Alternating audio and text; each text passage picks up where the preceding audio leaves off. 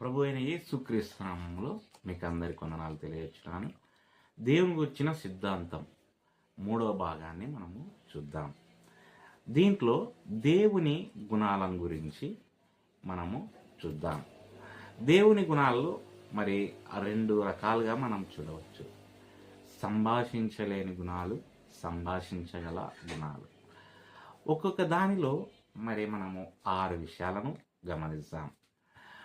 ప్రతి ఒక్కరికి మద్దతు ఇవ్వడానికి సంబంధిత బైబిల్ సూచనలతో దేవుని లక్షణాల జాబితా ఇక్కడ ఉంది. మొదటగా సంభాషించలేని గుణాలు. దీంట్లో మరి 6 విషయాలు అన్నాను కదా. మొదటగా స్వీయ అస్తిత్వం, అసిటీ. నిర్గమకాండం 3వ అధ్యాయము 14వ వచనంలో అందుకు దేవుడు నేను ఉన్నవాడను అనువాడనై ఉన్నానని మోసేతో అనెను. అపోస్తుల కార్యములు 17వ అధ్యాయము 24వ వచనంలో జగత్తును అందరి సమస్తము నిర్మించిన దేవుడు తానే ఆకాశమునకును భూమికిని ప్రభువు అయి ఉన్నందున హస్తకృతమైన ఆలయములలో నివసింపడు. 2వ స్వభావం, మార్పు లేని స్వభావం. మలాకి 3వ అధ్యాయం 6వ వచనంలో యెహోవానైన నేను మార్పు లేని వాడను గనుక యాకోబు సంతతి వారైన మీరు లయము కాలేదు. యాకోబు పత్రిక 1వ అధ్యాయం 17వ వచనంలో కూడా శ్రేష్టమైన ప్రతి ఈవియు సంపూర్ణమైన ప్రతి వరమును పరసంబంధమైనది జ్యోతిర్మయుడగు తండ్రి యొద్ద నుండి వచ్చును. ఆయన యందు ఏ చంచలత్వమైనను గమనాగమనముల వలన కలుగు ఏ ఛాయనను లేదు. 3వదిగా నిత్యం, సమయారహితం. కీర్తనలు 90వ కీర్తన 2వ వచనం. పర్వతములు పుట్టక మునుపు భూమిని లోకమును నీవు పుట్టింపక మునుపు యుగ యుగములు నీవే దేవుడవు. ప్రకటన 1వ అధ్యాయం 8వ వచనంలో గమనిస్తే అల్ఫయు ఒమేగయు నేనే, వర్తమాన భూత భవిష్యత్ కాలములలో ఉండువాడని నేనే అని సర్వాధికారియకు దేవుడు నాకు ప్రభువు సెలవిస్తున్నాడు. 4వదిగా సర్వవ్యాప్తి.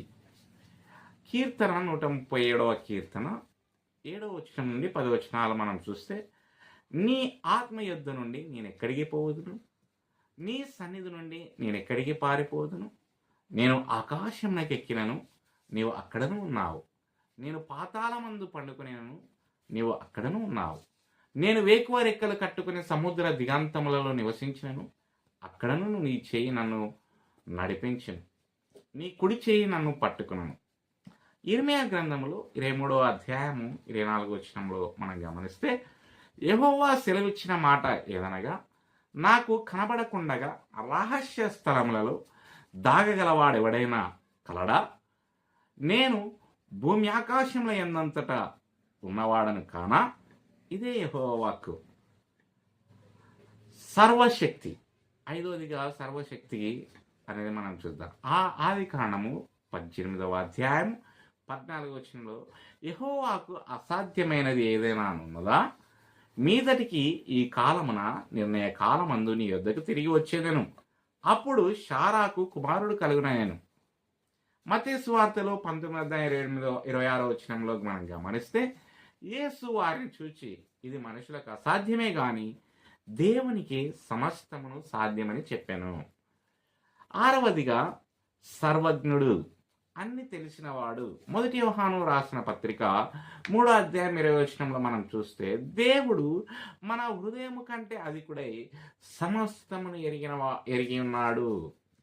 కీర్తన 147వ కీర్తన 5వ వచనంలో మనం చూస్తే మన ప్రభువు గొప్పవాడు, ఆయన అధిక శక్తి గలవాడు, ఆయన జ్ఞానమునకు మితి లేదు అని మనం చూస్తాం. ఇప్పుడు దాకా సంభాషించలేని గుణాల్లో 6 విషయాలు చూసుకున్నాం. ఇప్పుడు 2వదిగా సంభాషించగల గుణాలు. దాంట్లో 6 విషయాలు మనం చూసుకున్నాం. మొదటగా మంచితనం. కీర్తన మరి 1వ కీర్తన 5వ వచనంలో మనం చూస్తే యెహోవా దయాళుడు, ఆయన కృప నిత్యముండును, ఆయన సత్యము తరతరము ఉండును. మార్కు సువార్త 10వ అధ్యాయము 18వ వచనములో మనం చూస్తే యేసు నన్ను సత్పురుషుడని ఎలా చెప్పుచున్నావు? దేవుడు ఒక్కడే గాని మరి ఎవడును సత్పురుషుడు కాడు అని చెప్పాను. రెండవదిగా మనం చూస్తే ప్రేమ. యోహాను సువార్త 3వ అధ్యాయం 16వ వచనంలో దేవుడు లోకం ఎంతో ప్రేమించను కాగా ఆయన తన ద్వితీయ కుమారునిగా పుట్టిన వారి యందు విశ్వాసం ఉంచి ప్రతివాడు నశింపక నిత్యజీవం పొందినట్లు ఆయనను అనుగ్రహించెను. మొదటి యోహాను రాసిన పత్రిక 4వ అధ్యాయము 8వ వచనంలో దేవుడు ప్రేమ స్వరూపి, ప్రేమ లేనివాడు దేవుణ్ణి ఎరగడు. మూడవదిగా న్యాయం.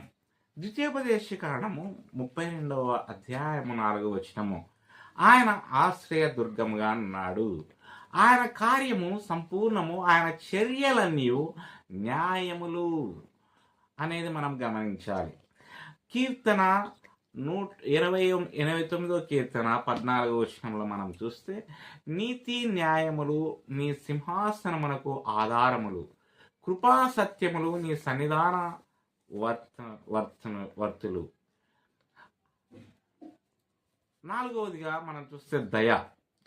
ఎఫెసీయులకు రాసిన పత్రిక 2వ అధ్యాయం 4 నుంచి 5 వచనాలు మనం చూస్తే అయినను దేవుడు కరుణా సంపన్నుడై ఉండి మనము మన అపరాధముల చేత చచ్చిన వారమై ఉండినప్పుడు సహితము మన ఎడల చూపిన తన మహాప్రేమ చేత మనను క్రీస్తు యేసు కృపచేత మీరు రక్షింపబడి ఉన్నారు. విలాపవాక్యములు 3వ అధ్యాయం 22 నుంచి 23 వచనాలు మనం చదివితే యెహోవా కృప గలవాడు, ఆయన వాత్సల్యత ఎడతెగక నిలుచున్నది గనుక మనం నిర్మూలము కాకున్న వారము, అనుదినము నూతనముగా ఆయనకు వాత్సల్యత పుట్టుచున్నది, నీవు ఎంతైనా నమ్మదగిన వాడవు. ఐదవదిగా వివేకం. సామెతలు 3వ అధ్యాయం 19వ వచనంలో మనం గమనిస్తే ఈ జ్ఞానం వలన యెహోవా భూమిని స్థాపించెను, వివేచన వలన ఆయన ఆకాశ విశాలమును స్థిరపరచెను.